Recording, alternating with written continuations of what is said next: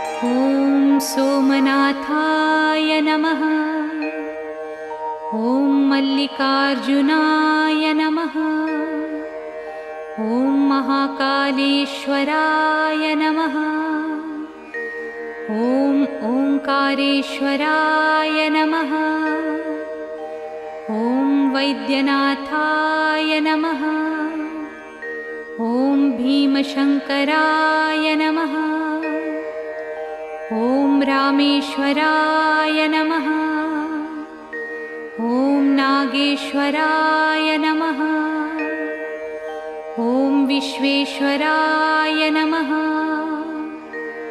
ॐ त्र्यम्बकेश्वराय नमः। ॐ केदारेश्वराय नमः। ॐ भुस्मेश्वराय नमः।